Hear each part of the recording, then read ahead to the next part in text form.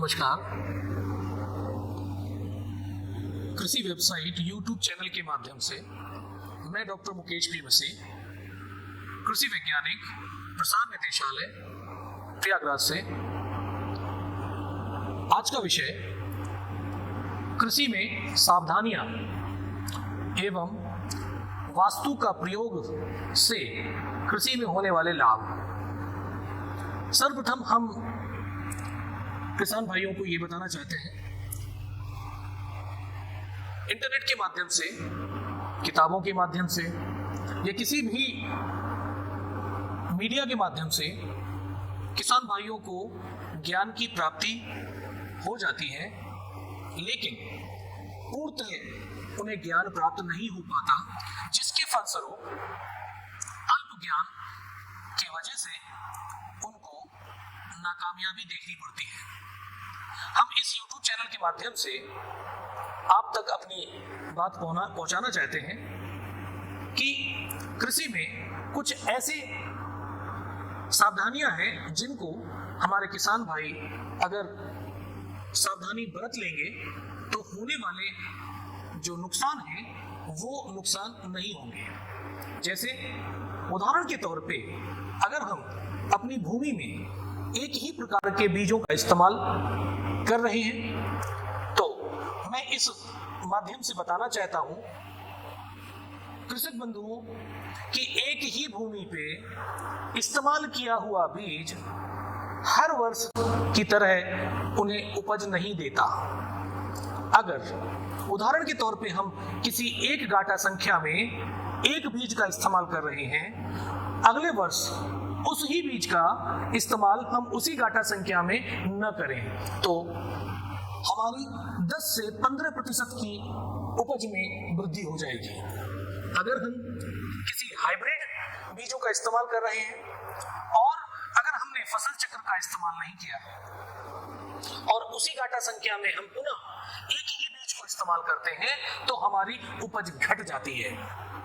मैं दूसरी बिंदु पे बात करता हूं कि जब हम किसी भी फसल का चुनाव किसी भी गाटा संख्या में करते हैं, सर्वप्रथम हमें अपनी दिशाओं का मुख्यतः ध्यान रखना अति आवश्यक है। अब आप कहेंगे कि वास्तु का ज्ञान अभी तक हम अपने घर मकानों में इस्तेमाल किया करते थे, अब वास्तु का ज्ञान हमें कृषि में भी करने की क्यों आवश्यकता पड़ी? उसका एक जीता जागता सबूत ये है कि हम जब कभी भी अपने खेतों में बीज का इस्तेमाल करते हैं, उन बीजों को इस्तेमाल करते करते हमारी खुद की भूमि जो है उसे आदत में ले आती है और वो भूमि उस बीज को पूर्णतः एक्सेप्ट नहीं करती। मैं उदाहरण के तौर पे बताऊं कि अगर इस वर्ष गेहूं का बीज किसी और वैरायटी का लगाया है तो अगले वर्ष अगर हम दूसरी वैरायटी का लगाएंगे तो हमारी उपज दूनी हो सकती है, उपज बढ़ सकती है। हमने वास्तु की बात करी, जब हम दिशा की बात करते हैं तो दिशा हमें एक सूरजमुखी वास्तु के साथ में जुड़ा हुआ है। जब हम अपने घर का चुनाव करते हैं या नए के लिए हम घर का चुनाव करते हैं तो हम ज्यादातर हम ये कोशिश करते हैं कि सूर्य की तरफ मुख्य द्वार हो। इसी प्रकार से इसी संदर्भ में जब हम अपनी फसल के लिए हम चुनाव करते हैं तो मुख्यतः हमें ये ध्यान रखना चाहिए कि अगर हम सूर्य देवता अगर पूरब से उग रहे हैं तो हमारी पहली लाइन जो होगी वो सूर्य के ओर से होनी चाहिए। अगर हम बात करते हैं, अगर पहला पौधा यहां लगाया गया है तो हम दूसरे पौधे को गैप में लगाएंगे और जो लाइन से लाइन की जो दूरी होगी वो भी हम मेंटेन करेंगे। अगर हम ये सारी चीजों को हम अगर हर फसलों में अपना लेते हैं, चाहे गेहूं हो, चाहे बाजरा हो, चाहे मक्का हो, चाहे धान हो, चाहे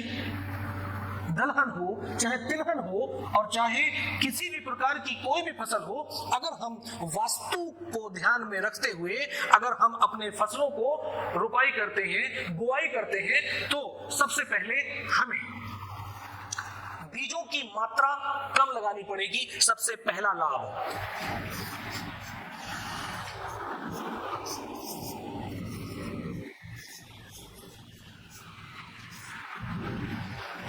बीजों की मात्रा कम लगानी पड़ेगी, सबसे पहला लाभ। उदाहरण के तौर पे अगर हम गेहूं की फसल की बात करते हैं, गेहूं की फसल में जितना किसान भाई बुआई करते हैं वो छिटक के बुआई करते हैं, और छिटक के बुआई करने की वजह से उनकी जो बीजों की मात्रा होती है वो बहुत अधिक लग जाती है, और इसके फलस्वरूप हमारे जो किसान भाइयों का जो लागत है वो बढ़ जाती है। लागत की अगर हम बात करते हैं तो लागत बढ़ जाती है,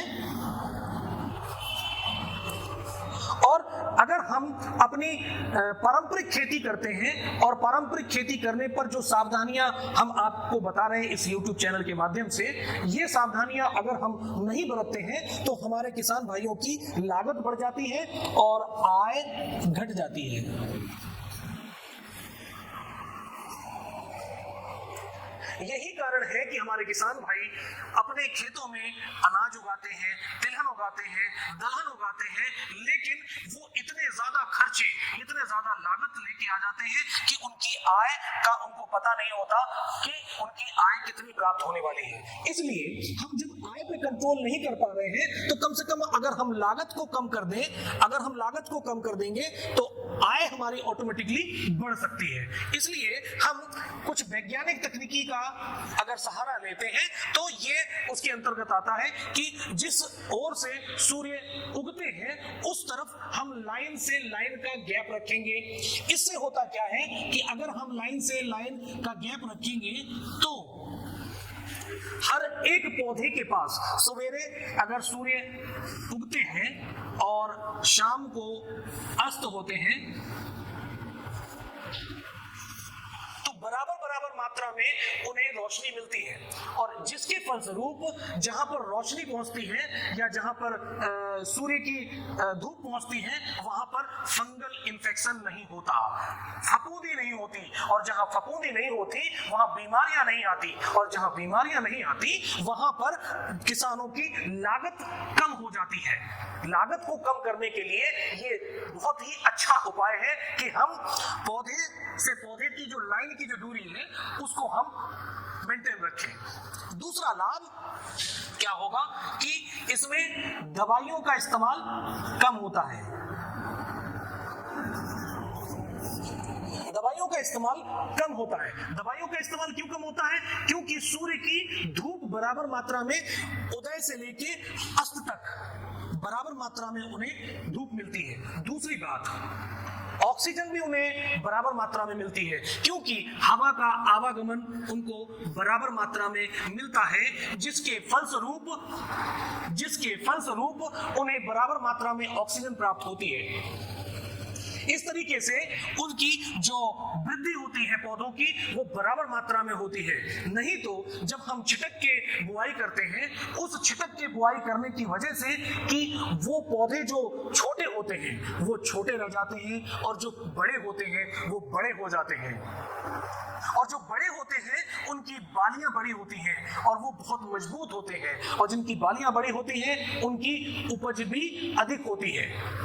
और जो छोटे पौधे होते हैं वो छोटे हो जाते हैं और उनकी वृद्धि रुक जाती है, और इन्हीं पौधों के ऊपर बीमारियां अटैक करती हैं, जिसके फलस्वरूप हमारे किसान भाइयों के लिए लागत को बढ़ाने का